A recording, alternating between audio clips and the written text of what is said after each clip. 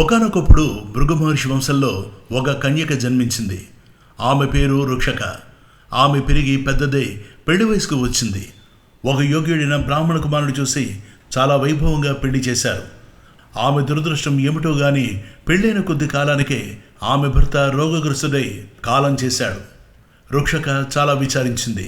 ఎంతకాలం విచారించినా ఏమీ ప్రయోజనం ఉండదని భావించి పరమ వైరాగ్యం కలిగినదై తల్లిదండ్రుల అనుమతి తీసుకుని గంగానది తీరంలో ఉన్న ఒక నిర్జనమైన అరణ్యంలో ఆశ్రమం ఏర్పాటు చేసుకుని నిత్యం గంగానది స్నానం చేస్తూ శ్రీ మహాలక్ష్మి సమేతుడైన శ్రీమన్నారాయణుడిని హృదయ పద్మంలో నిలుపుకొని తపస్సు చేస్తూ ఉండిపోయింది. శాంతాకారం భుజగశయనం పద్మనాభం సురేశం. చాలా మంది ఋషులు ఆమె తపస్సు గురించి విని ఆమెను చూడడానికి వచ్చేవారు. ఆమె నియమనిష్టలు చూసి ఆశ్చర్యపడి ఆమెను దీవించి వెళ్ళిపోయేవారు. ఎన్ని సంవత్సరాలు గడిచాయో, ఎన్ని మాఘమాసాలు గడిచాయో ఎవ్వరూ లెక్క పెట్టలేరు.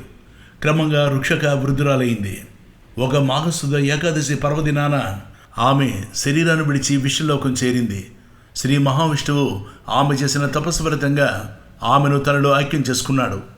ఒకప్పుడు సుందుడు, ఉపసుందుడు అనే రాక్షసులు బ్రహ్మను గురించి ఘోరమైన తపస్సు చేశారు. బ్రహ్మదేవుడు వారి తపస్సుకు మెచ్చి ఏమి వరం కావాలో కోరుకోండి అన్నాడు. వారు మాకు ఇతరుల వల్ల చావు లేకుండా వరమిమ్మని కోరారు. బ్రహ్మ తదాస్తు అన్నాడు. వారు ఆ వరగర్వం చేత త్రిలోకాలను బాధిస్తూ వచ్చారు. వారిని సంహరించి ఉపాయం చెప్పమని బ్రహ్మాది దేవతలంతా కలిసి వైకుంఠానికి వెళ్ళారు. విష్ణుమూర్తి నరుడు, నారాయణుడు అనే 2 రూపాలు ధరించి లోక కళ్యాణం కోసం బదరికావనంలో తపస్సు చేస్తున్నాడు. ఆ సంగతి తెలుసుకుని దేవతలంతా నరనారాయణ దగ్గరికి వెళ్ళి సుందోపసుందుల వల్ల కలుగుతున్న ఉపద్రవాల గురించి చెప్పి వారిని సంహరించి ఉపాయం చెప్పమని అడిగారు. అప్పుడు నారాయణుడు, బ్రహ్మదేవ, నీ వర ప్రభావం వల్ల వారిని ఎవరూ చంపలేరు. వాళ్ళలో వాళ్ళు కలహించుకొని ఒకరినొకరు చంపుకునేటట్లు మనం చెయ్యాలి. ఇదిగో నేను ఒక స్త్రీని సృష్టించి ఇస్తాను. ఆమెను వారి దగ్గరకు పంపు. వారు ఆమె కోసం కొట్టుకు చేస్తారు అని చెప్పి ఇది వరకు తనలో ఐక్యం చేసుకున్న రుక్షకను బయటికి రమ్మని ఆమెతో, రుక్షక, నువ్వు లోక కళ్యాణం కోసం సుందోపసుందులను ఉపాయంతో సంహరించి రావాలి అని ఆజ్ఞాపించాడు. ఆమె నారాయణుని ఆజ్ఞ ప్రకారం మహాసౌందర్యవతిగా జగన్మోహనిగా మారి సుందోపసుందులుండే చోటుకు వెళ్ళింది. ఆమెను చూసి వారిద్దరూ ఇది నన్నే వరిస్తుంది అంటే నన్నే వరిస్తుందని పోటీపడి ఆమె దగ్గరకు వచ్చి, మా ఇద్దరిలో నువ్వు ఎవరిని వరిస్తావో చెప్పు అని అడిగారు. ఆమె, మీ ఇద్దరిలో ఎవరు మహాపరాక్రమవంతులో వారిని వరిస్తాను అని చెప్పింది. దానితో వారు ఒకరితో ఒకరు కలియబడి మహాభయంకరంగా 21 రోజులు యుద్ధం చేసి తగిలిన దెబ్బలకు ఇద్దరు ఒకేసారి ప్రాణాలు వదిలిపెట్టారు.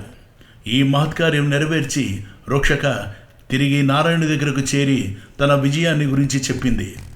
ఆయన సంతోషించి ఆమెను తిరిగి తనలో ఐక్యం చేసుకున్నాడు. లోకాలన్నీ రాక్షస బాధలు లేకుండా సుఖంగా ఉన్నాయి. గజాలపాలం గజత్కంఠమాలం శరచంద్రబాలం మహాదైత్యకాలం నభోనీలకాయం దురావారమాయం సుపద్మాసహాయం భజేహం భజేహం. సదాంబోధివాసం గలత్పుష్పహాసం జగత్సన్నివాసం శతాదిత్యభాసం గదాచక్రశస్త్రం లసత్పీతవస్త్రం హసచారువక్త్రం భజేహం భజేహం. రమాకంఠహారం శృతివ్రాతసారం జలాంతర్విహారం ధరాభారహారం చిదానందరూపం మనోజ్ఞస్వరూపం ధృతానేకరూపం భజేహం భజేహం.